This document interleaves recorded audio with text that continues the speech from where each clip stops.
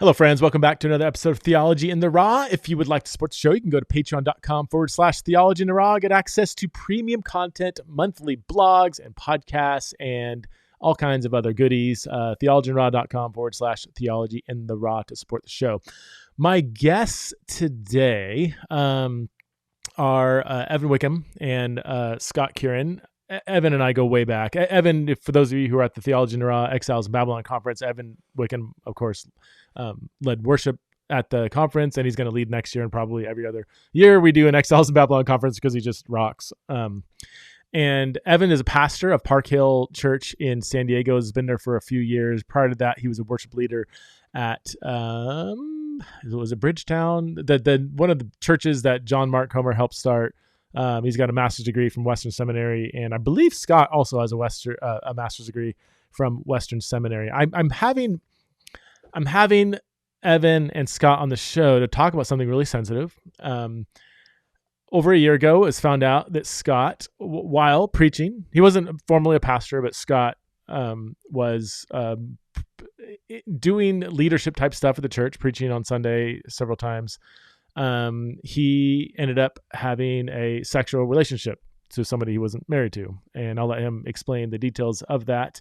But while being on leadership, he was violating the standard of living according to the church.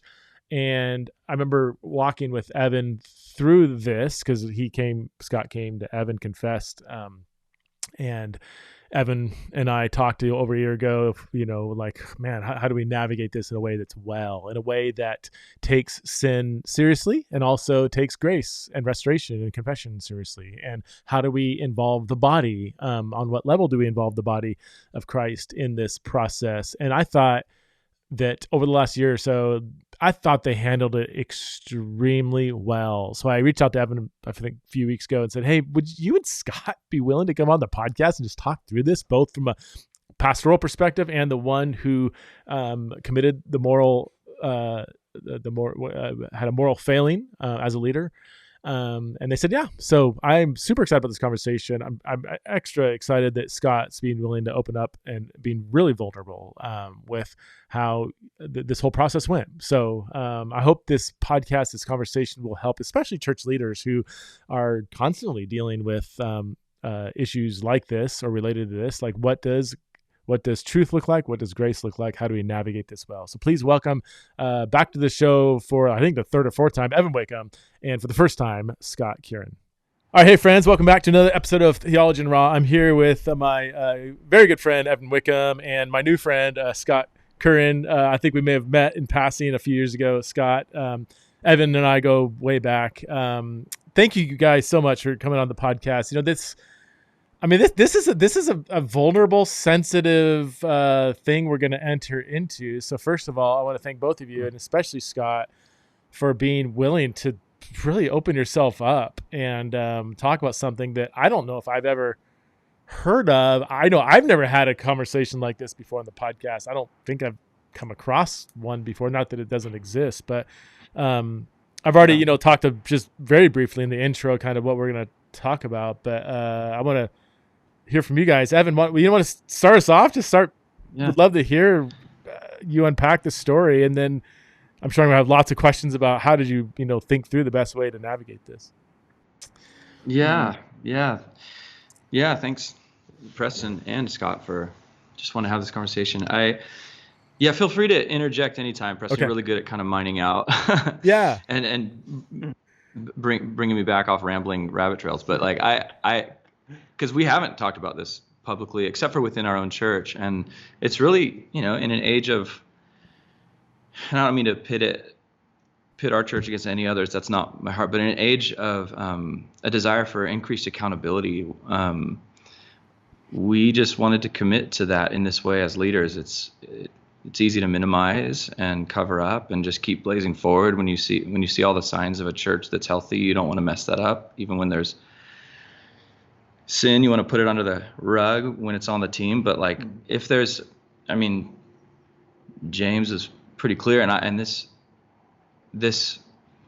verse comes right back on my own head as primary teacher at our church. Like, let not many of you become teachers, because there's just stricter judgment built into the system for those that are claiming to have a responsibility to teach the broader body of Christ the way and ethics of Jesus. Like, what happens when our way and our ethics are misaligned from the message that we're claiming to invite others into? Jesus has specific words for the teachers of Israel, very choice words. So like, how do we apply those choice words to us rather than having to have, exposés done by outside parties, Yeah. So yeah, I mean, Scott, you could tell whatever part of your own story, but it's just been beautiful, Scott, just to watch you, just come under the authority of Jesus and come out the other side, like fully restored. So just to start the story, I don't know if you want to start telling your own story. Yeah, I mean, so this was probably just at the end of 2020, going into 2021, in a new relationship, and with a woman. Yeah, and ending up having sex with someone that I'm not married to as a leader in church, and going through that process, it was a lot of like, you go through so many things, especially I think as someone who was an embedded church planter at Park Hill, hoping, like, preaching semi-regularly and hoping to plant a church one day. And so, just through all of that, starting to think through, like, what is my responsibility, and what Evan just said, like the heavy weight and responsibility that teachers carry. And I think a lot of that too, with stories of leaders who had tried to cover up and things like that. Just so many stories were coming out, I think, in the news. And in one sense, it started to make me think too, like, what kind of person and what kind of follower of Jesus do I want to be? Because the temptation it was there, like, obviously, to be like, okay, like, this was just a one-time thing. I could, I'll be better. I don't need to share anything. I'll just be better and I'll keep moving on. But then I just really felt like the Spirit was actively convicting me. Basically just felt like constantly I was hearing that, what kind of person do you want to be? And a lot of it was are you willing to give up like the control that you think you have in this situation to allow me to work in this, and especially just with all of that unknown, it was a ton of just wrestling through, like, I'm a big perception guy, so like a lot of how is this going to be perceived, and using that, sometimes you can use it as an excuse, and I just felt the Spirit cutting through, like, every instinct that I normally have to be like, you need to share this with your team, you need to share this with your church, and so I ended up confessing to Evan, and just basically saying, like, the Spirit has convicted me of this, and I'm now going to submit myself to this church and this family that I trust, and allow the Spirit to work between us to bring out whatever he wants to bring out of this situation. So that was kind of how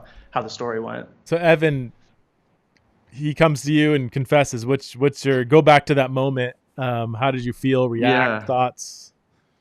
Yeah, we were sitting about 15 feet away on my deck, and he just poured out his heart and said that he'd been in a sexual relationship with a woman he's not married to. Consensual. We need to really add that this is 100% consensual, right? And they're not even like a power 100%. Dynamic or nothing. Yeah. And you're not married to her. I'm just to jump to the Yes. Yeah, to jump to the end. Like, I, as one of his leaders and brothers in Jesus, like, I got to stand in his wedding during his year of restoration. So like he what was that? Oh, and it wasn't adultery. It wasn't somebody else's wife or something. Like, this is, No. I'm not trying to downplay. Exactly. I just want to get clarity on what kind of sexual sin we're talking about. Yeah, that's very important. But yeah, so he just says, hey, and he had just finished he had just finished, we were in a First Corinthians series, and he just finished teaching on both First Corinthians 5. He taught on chapter 5, which is dealing with sexual sin in the church. And then chapter 7, which is, and the title, I think, of your sermon was Sexual Faithfulness Amid Singleness. And so there's like this alignment moment where we just had to, as a whole elder team, own this together. And I got counsel from you, Preston. You spoke into this a little bit and with tons of wisdom, like counseled us not to make anyone the hero other than Jesus, not to make anyone glorify, no flesh glorifying in the presence of Jesus. Because there's a way to confess that I think is wrong. And it's not really a confession. It's more like almost like a narcissistic vortex where you can suck people into your own pity party and kind of reaffirm the self-aggrandizing system that put you there and then block accusations because you already said sorry or whatever. And we didn't want any of that to happen. But we needed wisdom to do it because I've never really seen it done because I've never been leading a church before 3, 4, 5 years ago. So so you and other guys, Dr. Bashir's and friend of ours, Todd Proctor, just a really spiritual fathers in the faith and mothers, both, because it takes a whole family. And so we just kind of put together a Sunday immediately after he confessed. We're like, this next Sunday, we're going to take this to the church if you're willing, Scott. And we brought in his girlfriend at the time, and we're like, we want to protect you. Like, this is not about like platforming you. We're not going to say her name. And this is about Scott. He's in leadership. It's about all of us. It's about the whole church pursuing Jesus together.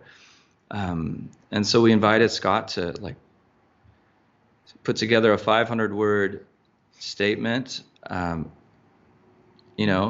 It's interesting, saying I'm sorry in front of a crowd can also be kind of manipulative because what do you mean? Please forgive me in front of saying I'm sorry, please forgive me. We were encouraged not to do that publicly. Because when you say I'm sorry, please forgive me, you're putting the onus back on the crowd, back on the church, rather than continuing to take ownership as the leader. Like, I'm wrong, I did this, and here's how I'm going to own it. I'm submitting to the leadership of this church, and I'm here for the long haul, and I'm not going anywhere, period. Like, please forgive me immediately shifts the onus, and now it kind of elicits a response that can be premature or manufactured.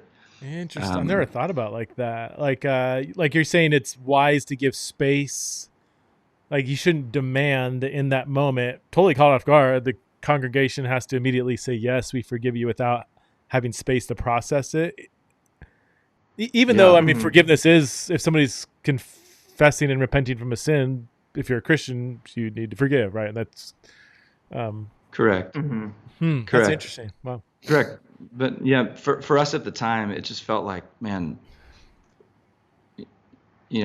I don't know if you've read the book 15 Commitments of Conscious Leadership, but the whole model of that book, there's a simple line drawn across the middle of the page. Are you leading from above the line or below the line? And the moment you know you're leading from above the line is when you can honestly say, how do I take 100% responsibility for the situation I'm in? Even if you feel like, you feel untrusted, you feel like, whatever, like, no, how do I take 100% ownership? And for a leader who has taught, here's the sexual ethic of Jesus, and then lived opposed to the ethic they just taught, that's a moment of like, how do I take ownership in this moment? We can talk about forgiveness maybe next week, but like right now, when we introduce the leader's direct, conscious choice to live in opposition to the teaching they just tried to give to the church. So in that moment, like, I'm not asking for forgiveness right now. I'm saying I wronged God. I wronged you. I wronged my own words. Like, what is that? Confessing and I'm repenting. Submitted to whatever.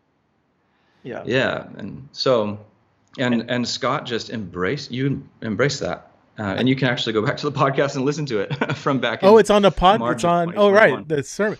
Yeah, Scott, well, it's on the church. Yeah, on Yeah, our YouTube, because where we doing live it. streamed it. Yeah. Exactly.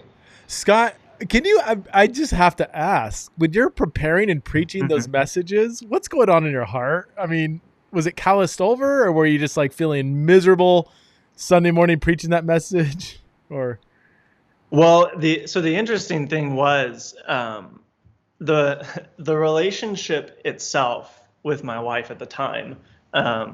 Kind of it was born out of COVID. She was your girlfriend at the time. girlfriend at the My time. girlfriend at the time. Yeah, sorry, my wife, who was my girlfriend at the time. We actually met online. I felt like this was the really conflicting thing. So when I preached those messages, I wasn't dating anyone. I was like talking to people, open to the idea of dating and everything like that. And was like, I know God's called me to be a husband and a father. This is one of those things that I just like. I love embracing my singleness and teaching people how to be faithful and single.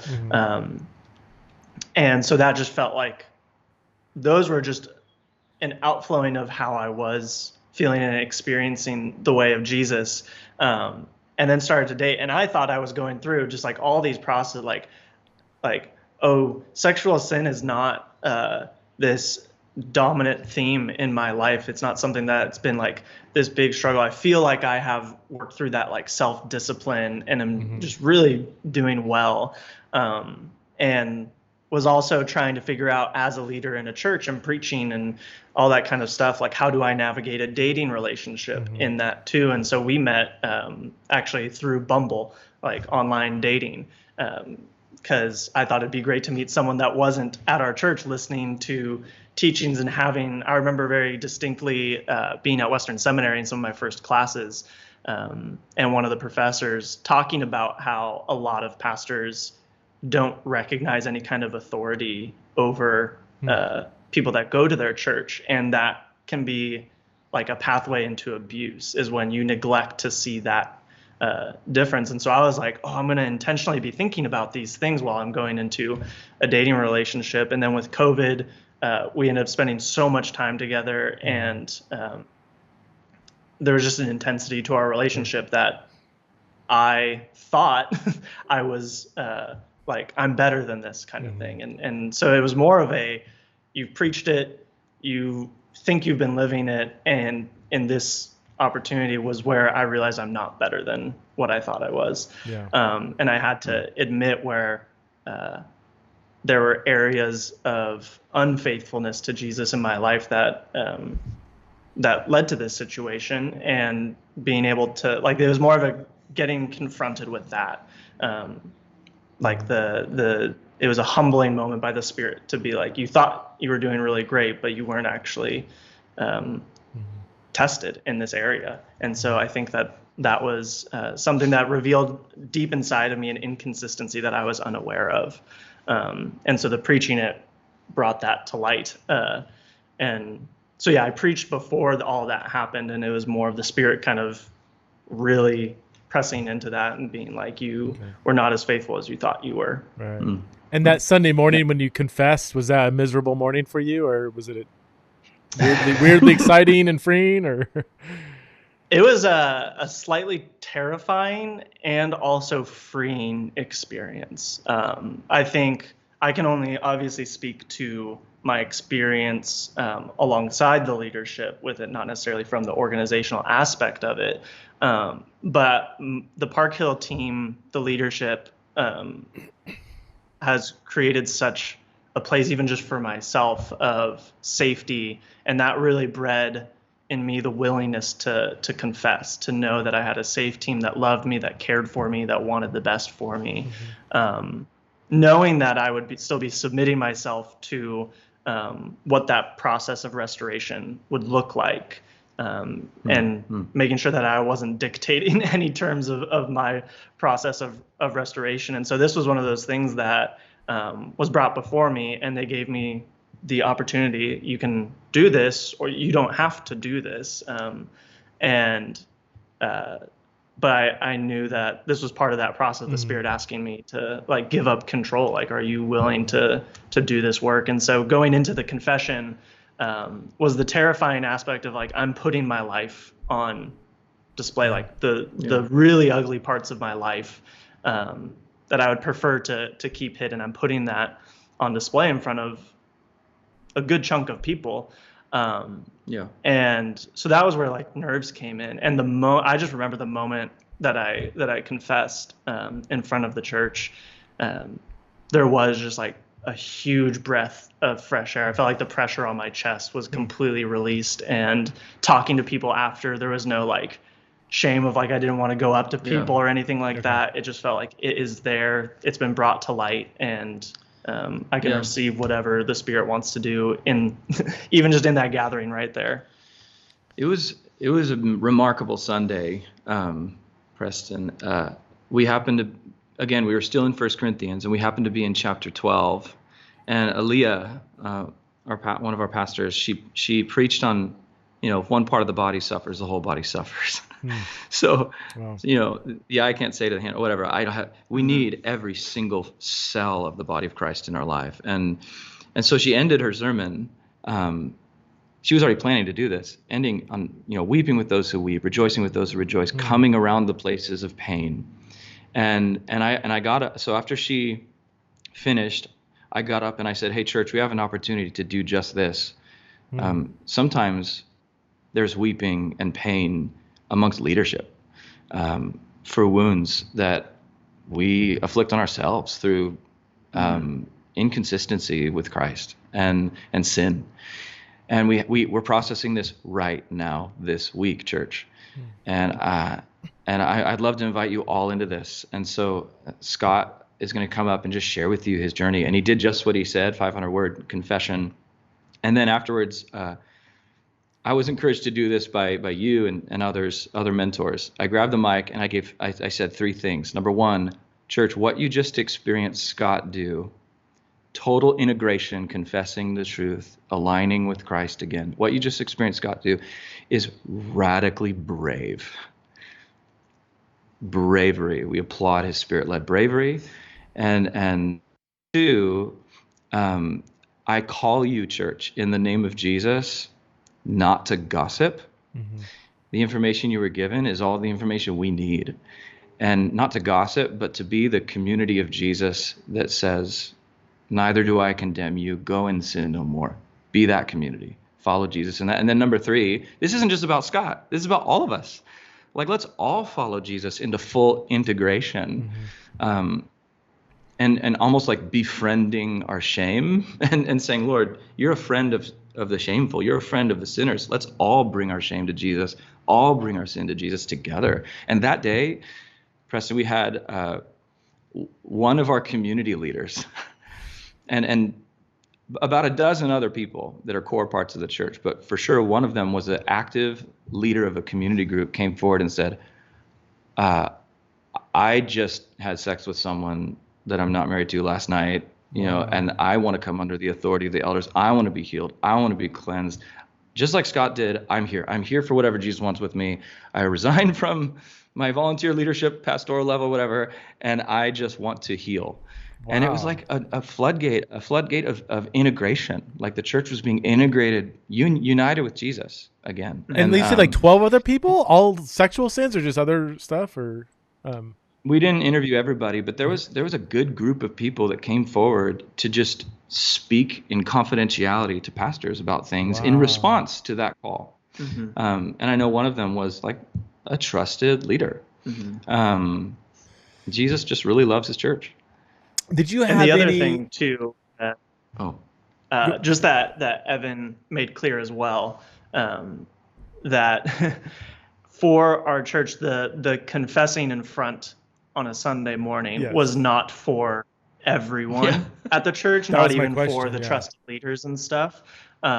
It was for me specifically because I was teaching from the front on these things, that it was my responsibility to confess that I was. So you weren't going to drag everybody up front and make.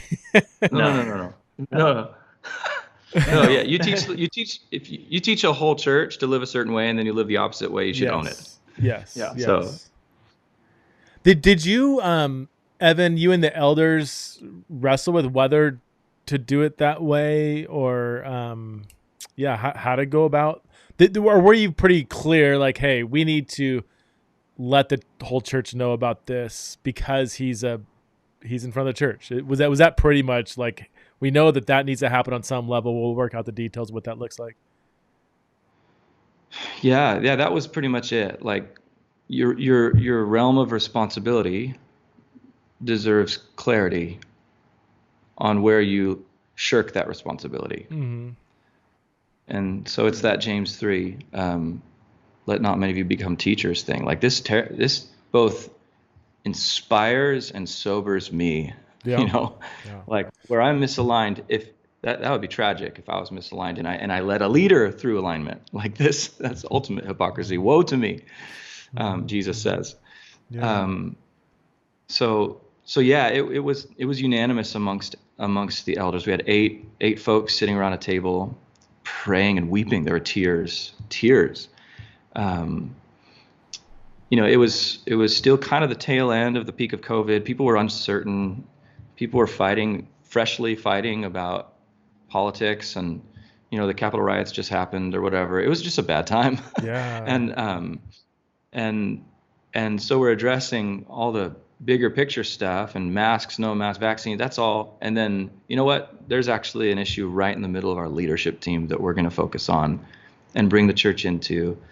And really, it was a year of restoration. Like we just celebrated like a month ago, mission complete, Scott. Like you're faithful. Like you did the thing that is rarely done. I don't know how many church planters.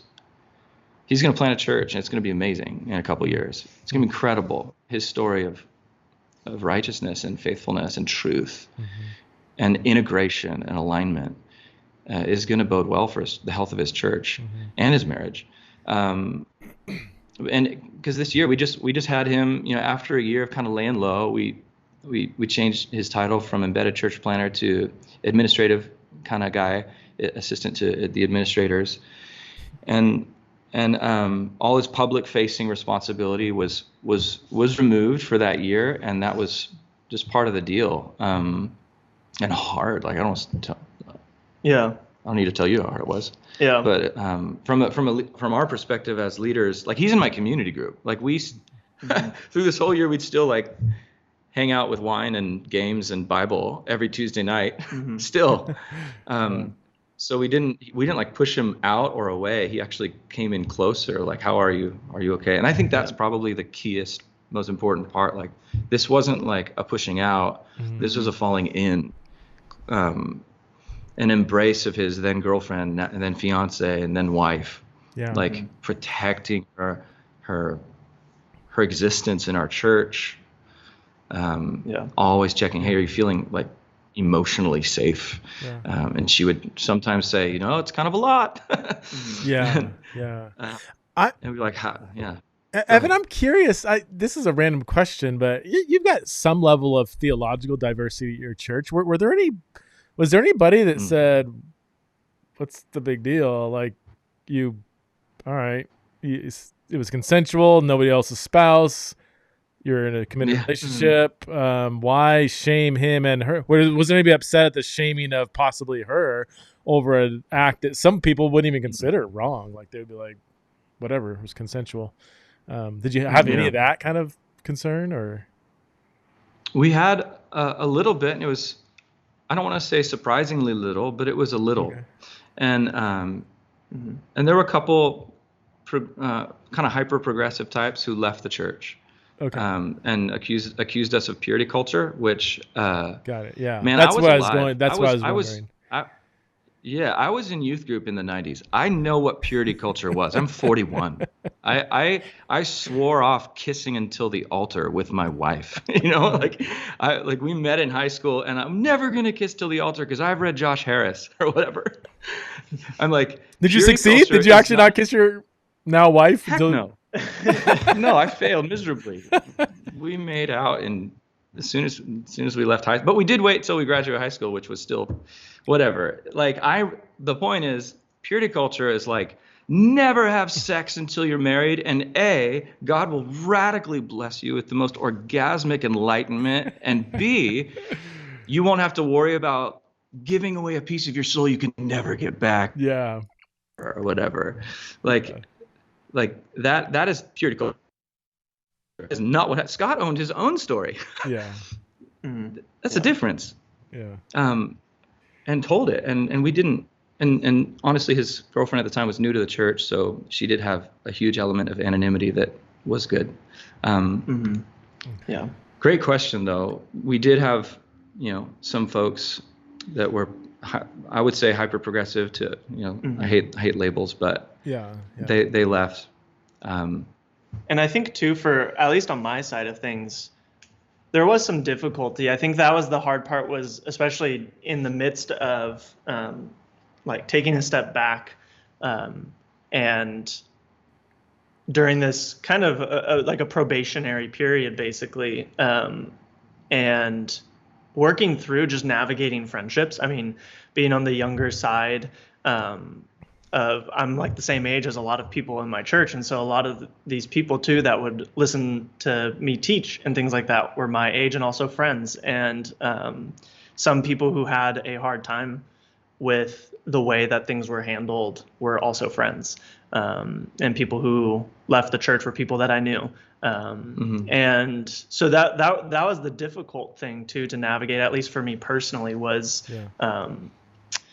trying to understand where people are coming from. I didn't grow up in like a purity culture background. I didn't fully understand that. And so it allowed me to at least be able to hear out a lot of friends that would maybe come and share concerns about, like, how did Park Hill handle it? And trying to navigate people's hurt based off of my story was an interesting thing. And I don't know how well I actually did in navigating that.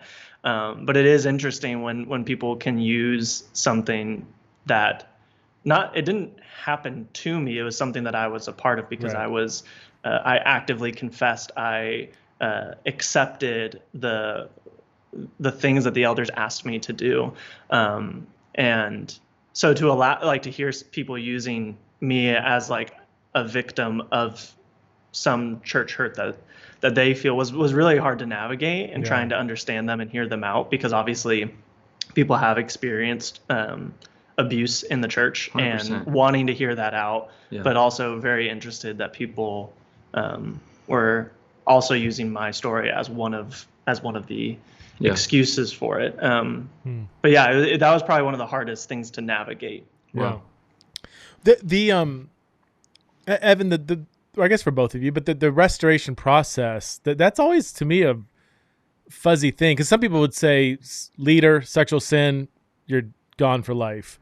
Others would say 6 months, a year, or 2 years. Like, it's kind of, a lot of it's a little bit arbitrary, right? I mean, and maybe the level of sin, if it was like an abusive situation or something that was, I don't want to say, I mean, there's layers of sin involved, maybe. I don't know the right wording even, but like, there's certain kinds of acts where like, oh my gosh, this leader should probably not be restored anytime soon. Maybe, I don't know. But even it's kind of arbitrary, you know? Did you deal with that kind of arbitrariness of what does restoration, should restoration to leadership even happen? Why not? How long? What does that look like? How did you guys navigate that as an elder team?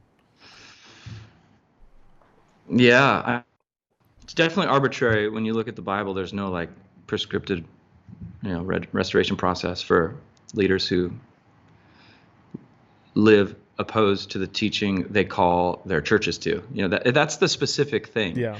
So we did, again, I mentioned at the beginning, we did have the benefit of Scott not being a pastor, and therefore to keep in step with our own bylaws, named pastors with that specific office have a stricter judgment when it comes to moral failure around sexuality. Which is what? In our bylaws. What's your bylaws? Cause for immediate removal is what's written, and the word may be cause for immediate removal is in there. But Scott was teaching semi-regularly, maybe 10 times a year, but he wasn't an identified pastor. And so that was one level we could like point to that was not arbitrary, but it was in like the legal framework of our 501c3 nonprofit. But yeah, I mean, if it was,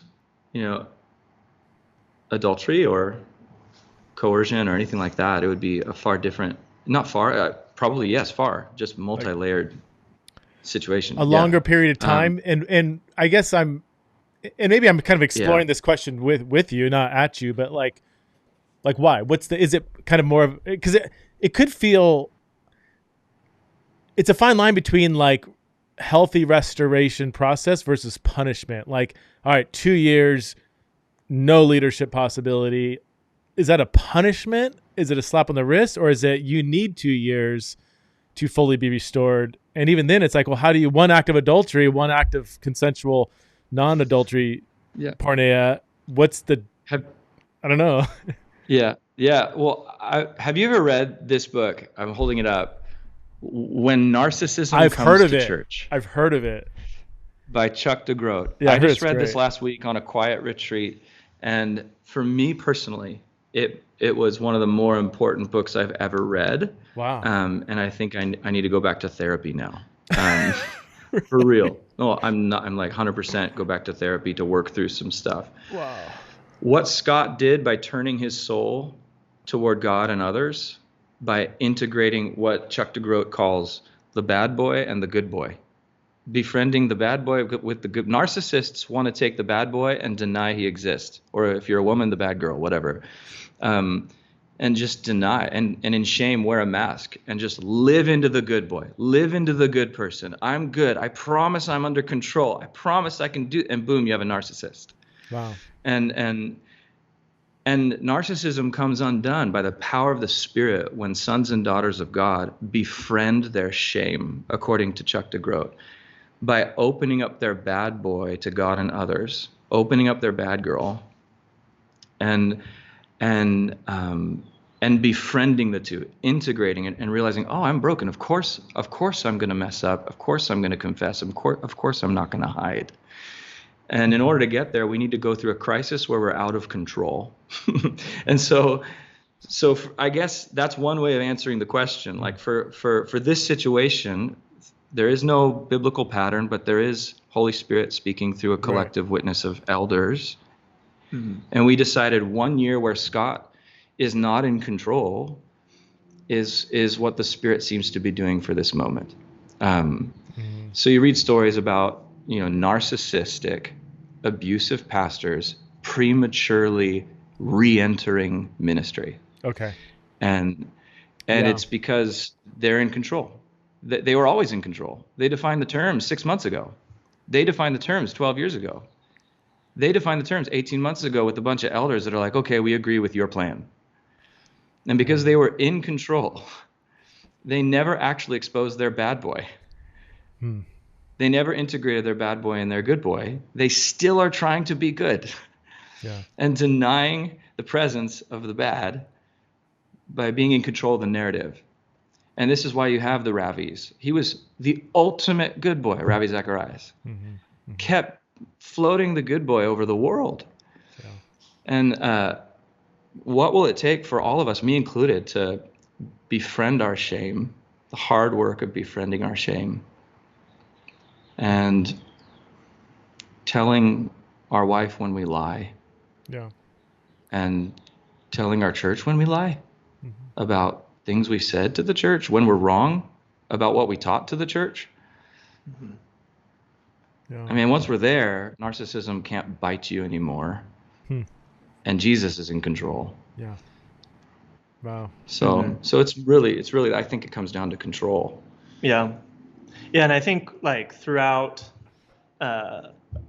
this process too, because it wasn't just like take a step back from leadership role as well. It was doing deep internal work as well, like going to therapy and asking those questions of like, if this wasn't kind of that trying for me to process too, of like, if this wasn't something that was like apparent throughout my life, like what caused this, and to do that deep internal work of like, what are you hiding from people? What perceptions are you holding? So all of that work was happening as well over this year, and giving updates with the elders on just like how I'm doing, what I'm learning, and like the freedom that I'm finding through bringing all this unchecked stuff, even in myself that I was unaware of, to Jesus, and allowing that to inform who I am as a follower of Jesus, I think was super important. And one of those questions that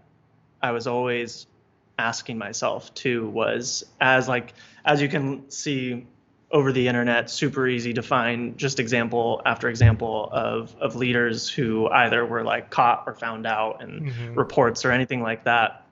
In my head, I was asking that question of, there are some people, to make clear, there are some people who have just a predatory aspect when it comes to church, and those people do exist. So then my question was, how many other leaders had similar situations where they were in my spot at a young age, and something like this that feels small, like it's consensual, we love each other, we were talking about getting married, all that kind of stuff, and to say, okay, I messed up, it's behind us now, let's move forward, and to do that unchecked with a community, can that be something that as you gain more and more influence or anything like that as a pastor, are you allowed to get away with more and more? And for me, that was just the question that I was asking myself, like, could I be that case study just 20 years early, if I go unchecked on this? And that was, I guess, for better or for worse, that was one of those things that really helped me come forward and confess that.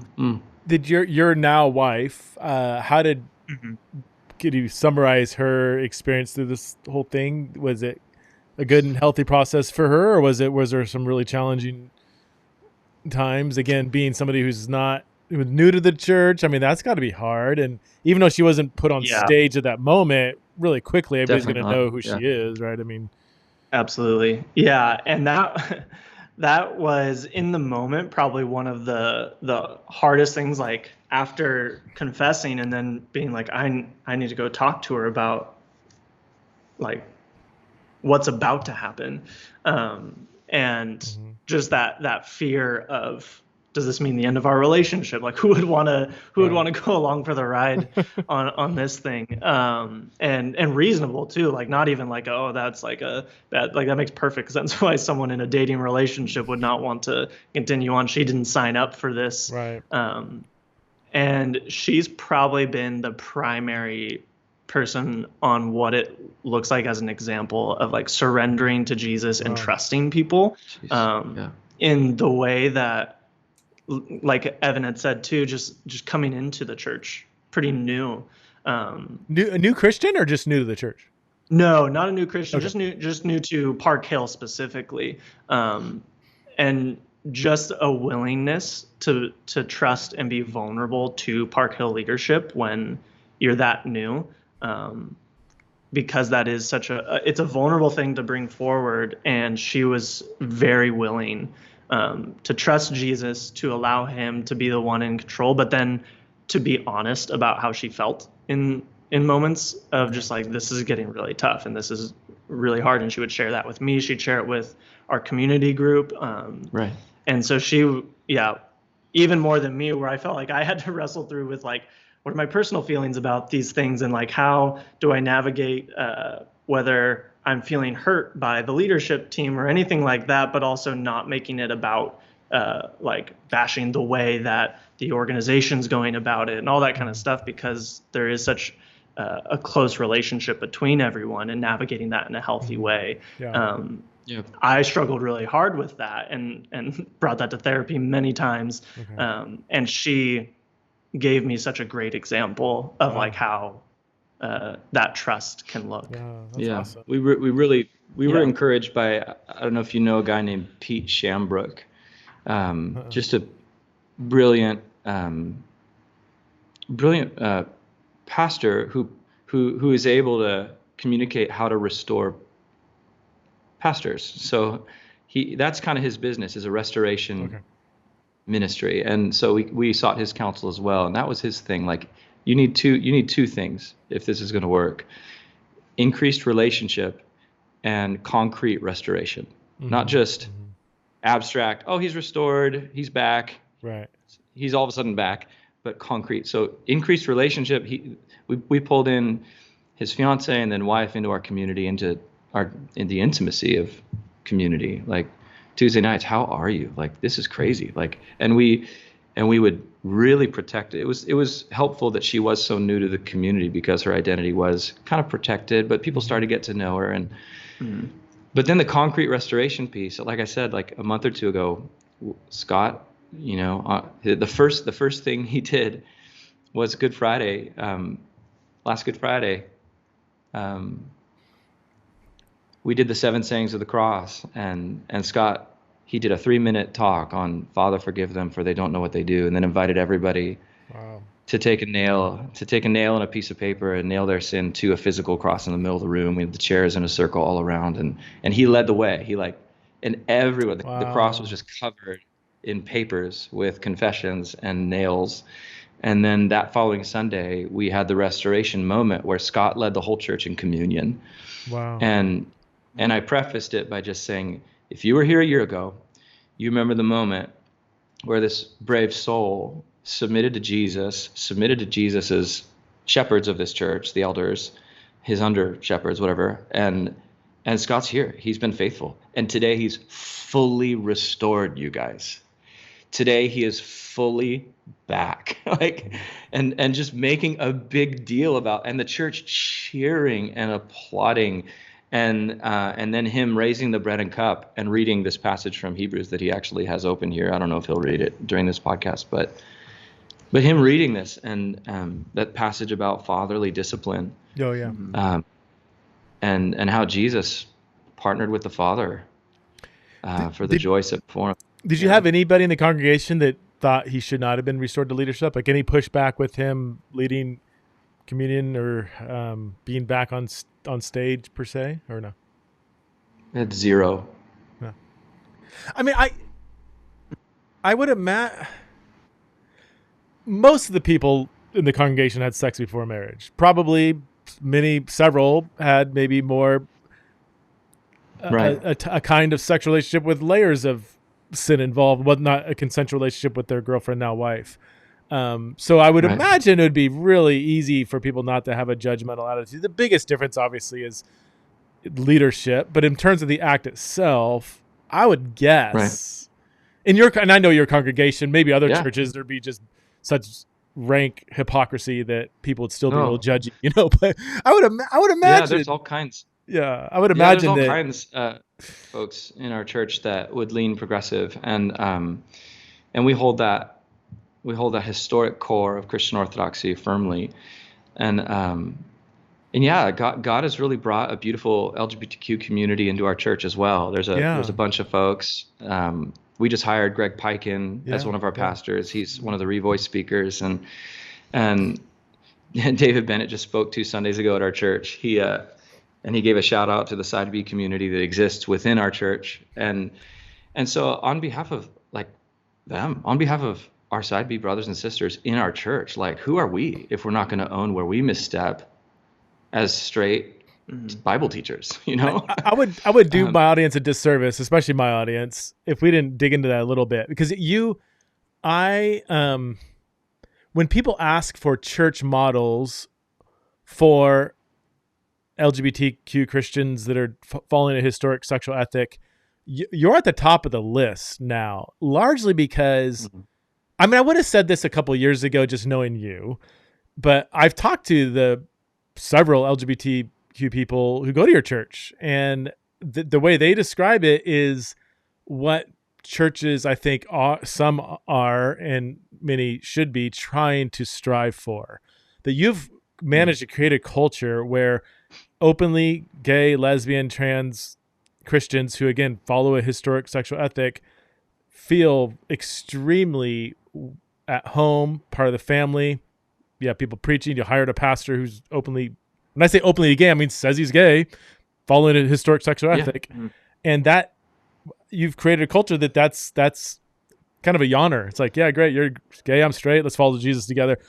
Can you unpack this a little more? And I'm mainly wanting for pastors listening on or leaders to say, what does it look like? Like, how do you get to a place to where, because you really do have, I mean, more than most churches I know of, if I can say flourishing or a fairly vibrant LGBT group at your church that's thriving. Yeah, I mean, I would be remiss not to, maybe paint that picture in a little more realistic light. Where okay, I don't overly glamorize it. Yeah, no, I mean, actually that is the case for many in our church. There are plenty of folks that are still kind of wrestling through what they think and maybe came from more conservative backgrounds and are like, wait, Evan just said mixed orientation marriage from the pulpit. What does he mean by that? Yeah. And so I'll have to define terms for a lot of people, bring them on the journey slowly and gently. And I would love for our church to feel more welcoming for trans people who seek to follow Jesus. I can't think of a person who would self-identify as trans who's in our church at this point, but I would love to see our church. But as far as LGB, absolutely, we have a vibrant, small, growing community of gay and lesbian folks who would either call themselves gay or some call themselves same-sex attracted, and we don't really fight about words. I'm a firm believer that words don't have meanings, but meanings have words, and we fight for meanings, not words. Yeah. So we'll teach on it. We just finished Galatians, and I think an appropriate application of Paul's problem in Galatia with the men from James who came up and tried to fight about words and circumcision, I think that maps pretty clearly on the current debate over whether people should use the word gay, or like if someone who thinks they're same-sex attracted should change, or if God can change that whole somewhat inane, but it's very important at the same time. I think that the Galatian problem maps on the American problem when it comes to sexuality. I think it maps pretty well, where Paul's like, there's one new family God is creating, and these categories of straight and gay and male and female, they're an important part of our embodied existence. God does not erase them. He welcomes them all to the table to become subsumed under the primary identity of beloved children of God. So what does that look like for someone who's only been attracted to people of the same sex? It looks the same. It looks like I am a person who's attracted to the same sex, and my primary identity is love child of God. And, the folks that identify as gay, like I'm gay, the folks that say I'm gay in our church and I'm following Jesus, none of them mean that their primary identity is gay. Right. So not policing the language has been a big way to create a culture that is hospitable and welcoming. Yeah. And from the front, using the language that they use and being sensitive and answering emails. One guy who was pretty conservative, he came from the church I grew up in, older guy, super sweet, super bought into the vision. He said, Evan, I have a lot of problems. You just hired a gay man, and I don't know, like my whole world's turning upside down because of you. Please reconsider. and I'm like, let's go to coffee. And he literally had a list of 27 problems. He listed them A all the way through double A. He passed by Z. I don't.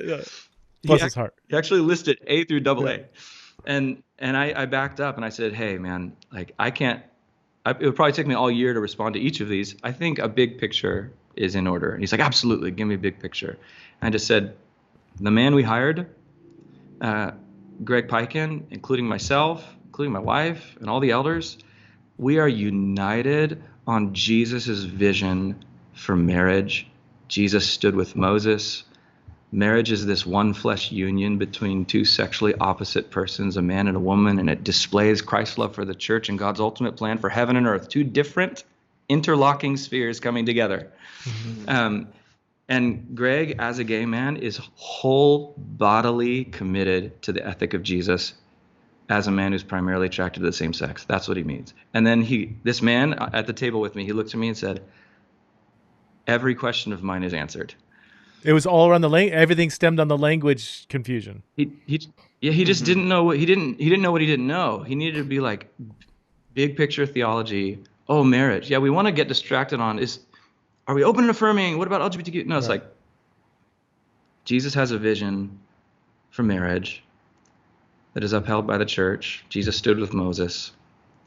Everyone, gay, straight, male, female, black, white, is invited into this way of Jesus equally. Trans, cis, everyone is invited into this way. Everyone. And Greg is, I don't know him well. I've hung out with him a few times, and just a beautiful human being.